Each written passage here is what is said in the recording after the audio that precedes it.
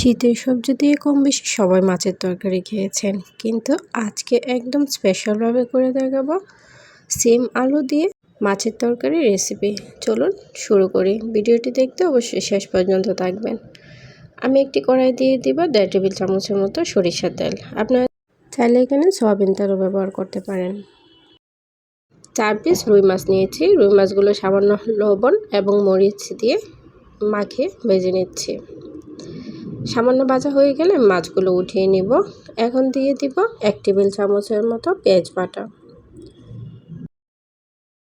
পেঁয়াজটা যাতে পুড়ে না যায় সেজন্য দিয়ে দেবো সামান্য পরিমাণ পানি। দিয়ে দিব স্বাদ মতো লবণ, হাফ চা চামচের মতো মরিচ গুঁড়ো, ধনিয়ার গুঁড়ো এবং হলুদ গুঁড়ো। হলুদ গুঁড়োটা সামান্য কম দিয়েছি। এখন মশলাটা ভালো করে কষিয়ে নিব।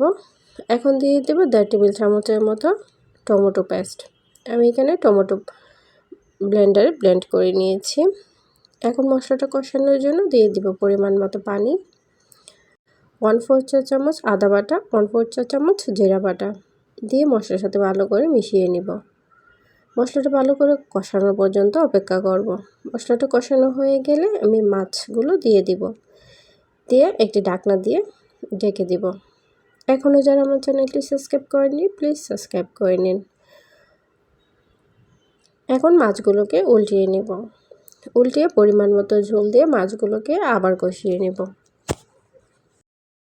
এই পদ্ধতিতে মাছ রান্না করলে সবাই পছন্দ করবে আশা করি। আপনারা একবার হলেও ওই রেসিপিটা ট্রাই করবেন। মাছগুলো যখন কষানো হয়ে যাবে মাছগুলো আমি উঠিয়ে নিচ্ছি। এ পর্যায়ে দিয়ে দেব আমি কেটে নিয়েছি সিম, বেগুন, আলু এবং সামান্য মটরশুঁটি দিয়ে ভালো করে মিশিয়ে নিচ্ছি। এখন একটি ঢাকনা দিয়ে দিব 5 মিনিটের জন্য। সবজিটা যখন কষানো হয়ে যাবে এই পর্যায়ে দিয়ে দেব পরিমাণ মতো ঝোল। আমি এখানে 1 কাপের মতো পানি নিয়েছি আর চুলার আঁচটা মিডিয়াম রেখেছি। আপনারা ঝোল বেশি খেতে চাইলে ঝোলের পরিমাণটা বাড়িয়ে দিবেন। তরকারিটা যখন 90% হয়ে আসবে এই পর্যায়ে দিয়ে দিব আমি আগে থেকে কষানো মাছগুলো দিয়ে ভালো করে মিশিয়ে নিচ্ছি। এই পর্যায়ে কয়েকটি কাঁচামরিচ দিয়ে দিব আর দিয়ে দিব কিছু ধনিয়া পাতা দিয়ে চুলার জালটা বন্ধ করে দিব এবং 10 মিনিট পর আমি করে দেখাচ্ছি তরকারি কালারটা কেমন আসছে। তো রেসিপিটা কেমন হয়েছে অবশ্যই কমেন্ট করে জানাবেন। এখন আমি সার্ভ করে দেখাচ্ছি তরকারি কালারটা কেমন এসেছে। কম তেলেও কিন্তু অনেক সুন্দর একটা কালার এসেছে। আপনারা একবার হলেও রেসিপিটা ট্রাই করবেন। আশা করি সবার কাছে ভালো লাগবে। এতক্ষণ পাশে থাকার জন্য সবাইকে অসংখ্য ধন্যবাদ।